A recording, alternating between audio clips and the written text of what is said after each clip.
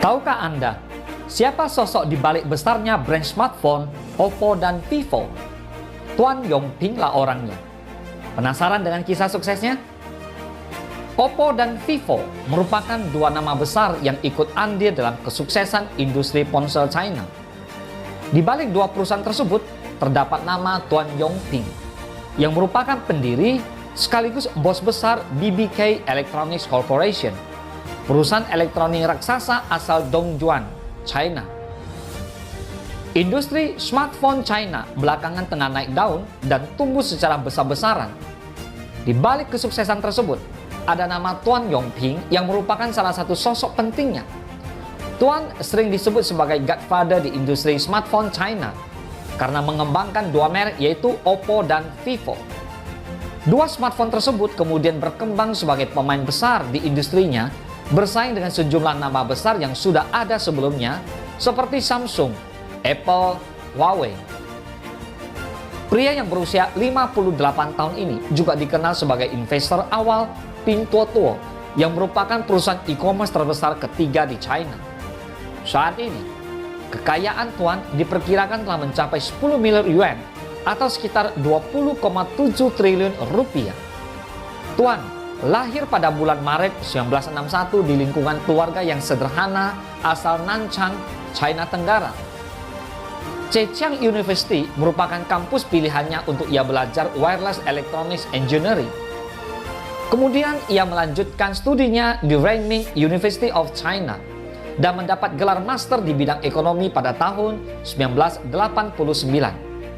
Setelah lulus dari kuliah, Tuan kemudian bergabung ke Chongsan Yihua Group.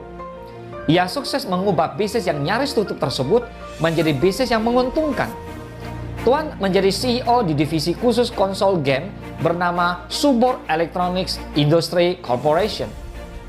Subor sukses membuat konsol game untuk edukasi yang sebenarnya adalah tiruan dari Nintendo Famicom dengan harga murah. Konsol ini populer dengan nama Little Tyrant di China. Pemasukan tahunan Yihua saat itu pada tahun 1995 adalah 1 miliar yuan. Padahal sebelum Tuan bergabung pada tahun 1989, perusahaan tersebut mencatatkan kerugian 2 juta yen. Namun tak lama kemudian muncul masalah. Rencana Tuan untuk memisahkan Subor dari Yihua ditolak. Ia pun meninggalkan Yihua pada Agustus 1995 dan kemudian membentuk BBK, di mana ia memiliki saham 70%. Bisnis BBK dipisah menjadi 3 bagian. Perangkat elektronik edukasi yang dipimpin oleh Huang Yihe, audiovisual yang membentuk VCD dan DVD player yang dipimpin oleh Chen Mingyong, dan perangkat komunikasi seperti ponsel dan telepon cordless di bawah pimpinan Shen Wei. Pada tahun 1999, Tuan pun membuat program partnership yang kemudian menjadi cikal bakal entitas bisnis terpisah dari BBK, dan pengurangan sahamnya di BBK menjadi sekitar 17%. Setelah itu, lahirlah Oppo Electronics Corporation yang didirikan pada tahun 2004 oleh Chen. Sementara Vivo Communication Technology didirikan oleh Shen di tahun 2009. Ada pula Peter Lau, founder dan CEO OnePlus, dan Sky Libingchong, founder Realme, yang keduanya merupakan mantan VP di Oppo. Tuan pernah menyebut dalam sebuah wawancara dengan Bloomberg bahwa membuat ponsel bukan keahliannya, namun ia yakin perusahaannya bisa sukses di industri itu. Keputusan tersebut tepat karena bisnis ponsel Android asal China kemudian meroket setelah jaringan 3G kemudian 4G diperkenalkan di negeri tirai bambu tersebut. Perusahaan riset Canalys menyebut Oppo dan Vivo merupakan penyuplai ponsel terbanyak kedua dan ketiga di China pada tahun 2018. Market share keduanya jika digabungkan bisa mencapai 40%. Sementara secara global, Oppo dan Vivo pada tahun 2018 lalu berada di posisi 5 dan 6 dengan market share gabungan sebesar 15%. Menurut Counterpoint Research, 4 perusahaan di atas Oppo dan Vivo adalah Samsung, Apple, Huawei, dan Xiaomi. Menurut Tuan, kesuksesan BBK bersama dua perusahaan Oppo dan Vivo bukanlah sebuah keberuntungan, meski mereka tergolong sebagai anak baru di industri tersebut.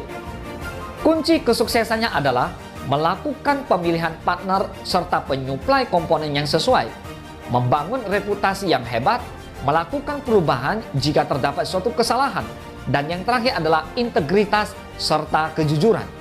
Selain promosi dan marketing, Duan menyebut tujuannya adalah untuk fokus pada pembuatan produk yang bagus sesuai dengan kebutuhan pengguna, baik itu perangkat low-end ataupun high-end. Investasi yang dilakukan Duan bisa dibilang selalu berhasil, dan ia punya rahasia mengenai hal itu, yaitu ia melakukan investasi bukan berdasarkan spekulasi.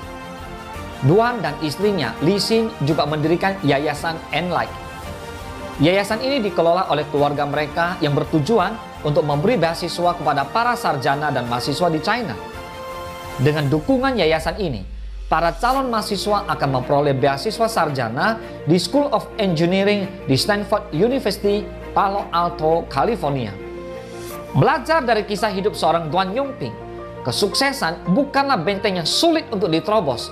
Bila kita memiliki mindset, harus ada perubahan di dalam diri kita. Kekuatan terbesar mencapai sebuah kesuksesan ialah kamu harus memiliki passion serta tekun mengejar apa yang sudah kamu impikan di dalam kehidupanmu.